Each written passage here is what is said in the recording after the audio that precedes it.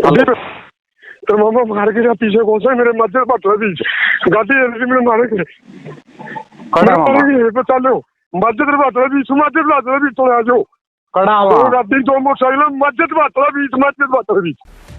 राम मेहर ने कहा था जल्दी आ जाओ मेरी जान खतरे में है, 2 बाइकों पर सवार लोग मुझे मार डालेंगे। ये डायलॉग ड्रामे के निकले। खबर आई है कि मृतक राम मेहर जिंदा है। अगर थोड़ा फ्लैशबैक में जाएं तो हकीकत कुछ और ही दिखाई गई थी। दरअसल पिछले 2 दिन से इस शख्स को 11 लाख रुपए लूटे जाने के बाद लुटेरों द्वारा कार में जिंदा जला दिए जाने की बातें सुर्खियों में है। इसी मामले को पुलिस ने 72 घंटे के अंदर सुलझा लिया। उसे छत्तीसगढ़ के बिलासपुर से गिरफ्तार कर दिया गया है। कि जो राम मेहर व्यक्ति है वो एक्चुअली में अभी मरा ही नहीं है। ये पूरा एक घटनाक्रम फैब्रिकेटेड है और जो राम मेहर व्यक्ति है उसकी पुलिस को तलाश थी, पुलिस उसके पीछे लगी हुई थी। जो हमारे पास महत्वपूर्ण जो क्लूज़ थे उसके हिसाब से, और उसको आज बिलासपुर छत्तीसगढ़ में पुलिस ने पाया है और वहाँ से उसको लेकर आ रही है। आप सभी की जानकारी के लिए राम मेहर की ये आज की फ़ोटो है 20 तारीख की, 9 तारीख की 3 बजे की। और साथ ही साथ क्योंकि अभी वो आया नहीं है, साथ ही साथ एक ये वीडियो हमने बनवाया वहाँ से। ये आज की डेट का न्यूज़पेपर है।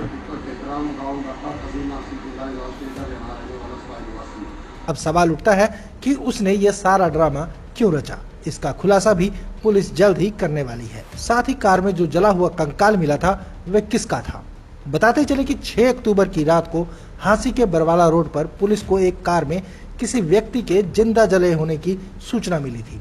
पुलिस जब मौके पर पहुंची तो कार जल रही थी और उसमें कंडक्टर सीट पर बैठा व्यक्ति पूरी तरह से राख के ढेर में तब्दील हो चुका था। कार की नंबर प्लेट के आधार पर इसमें जिंदा जले व्यक्ति की शिनाख्त गांव डाटा निवासी राम मेहर के रूप में हुई थी, जो बरवाला में डिस्पोजेबल कप प्लेट की फैक्ट्री चलाता है। परिजनों के मुताबिक राम मेहर पूरी तरह से घबराया हुआ था। उसने रात को अपने भांजे को मदद के लिए फोन भी किया था, जिसकी ऑडियो क्लिप सोशल मीडिया पर वायरल हो चुकी है। शुक्रवार को इस मामले में खुलासा हुआ कि राम मेहर जिंदा है और उसे पुलिस ने गिरफ्तार कर लिया है। इस बारे में हांसी के पुलिस अधीक्षक लोकेंद्र सिंह ने बताया कि लूट के बाद जिंदा जलाने की थ्योरी पहले दिन हजम नहीं हो रही थी। पुलिस मानकर चल रही थी कि किसी नजदीकी का इसमें सारा खेल है। पुलिस को उस समय इस केस की लीड मिली। वो अभी अंडर इन्वेस्टिगेशन है और जैसे ही राम मेहर आएगा और उसमें आगे की जो तफ्तीश होगी उसके बाद ही ये पता चल सकेगा कि जो स्केलेटन मिला है वो किसका है। तो कितने लोग थे सर राम मेहर के साथ उस दिन, कुछ अभी तक आपकी जानकारी में है? अभी तक जो हमारी इन्वेस्टिगेशन है उसमें राम मेहर उस दिन अकेला ही था वहाँ पर, और उसके अलावा अभी किसी की इन्वॉल्वमेंट अभी सामने नहीं आई है। बाकी अभी जांच का विषय है, आगे जांच में नई चीज़ें आ सकती हैं। तो इसको कैसे डाउट हुआ कि ये जो डेड बॉडी ये राम मेहर की नहीं है और ये लूट की घटना भी इस तरह की कोई घटना नहीं हुई? जैसा कि मैंने आपको बताया कि जो घटनाक्रम था उसमें कई चीज़ें जो मौके पर हमारी एफएसएल टीम गई और हमारे डॉक्टर अजय भी गए हिसार से, मैं भी गया, सभी ने उसका जो मौके का मुआयना किया। उसके पश्चात उसमें कई गंभीर सवाल खड़े हो रहे थे। सबसे पहले तो ये था, अगर ये लूट की घटना होती तो गाड़ी जिस तरीके से वहाँ पर एक साइड में पार्क थी तो वो उसमें ऐसा नहीं लग रहा था कि गाड़ी भगाने की कोशिश की गई हो या फिर कोई उनके पीछे लगा हो, कोई उसमें टसल हुई हो आपस में, ऐसी कोई चीज़ सामने नहीं प्रतीत हो रही थी। साथ ही साथ गाड़ी जब खड़ी थी उसका हैंड ब्रेक लगा हुआ था, तो हैंड ब्रेक अमूमन जब पार्किंग की जाती है आराम से उसी टाइम पे लगाया जाता है। तीसरी बात, जो गाड़ी जो बॉडी मिली है वो कंडक्टर सीट पे मिली है और जो उसकी जो सीट थी वो भी रिक्लाइंड पोजीशन में थी। तो इस पूरे जो सीन ऑफ क्राइम की जो एनालिसिस से भी यही प्रतीत हो रहा था कि इसमें कुछ अमिस है, कुछ ये घटनाक्रम कुछ और है और जो ये दर्शाया जा रहा है वो वाकई में नहीं है। मोडस ऑपरेंडी क्या है? जो मोडस ऑपरेंडी है उसके बारे में अभी जब पूरी जांच होगी उसके बाद ही इसमें आगे की चीज़ें आ पाएंगी। ये भी कहा गया कि राम मेहर का 5 करोड़ का बीमा था, इस वजह से पूरा स्वांग रचा। अभी जो प्रिलिमिनरी इन्वेस्टिगेशन आई है उसमें जो अभी पुलिस के पास जो जानकारी उपलब्ध है उसमें 2 बीमों की जानकारी हमारे पास आई है।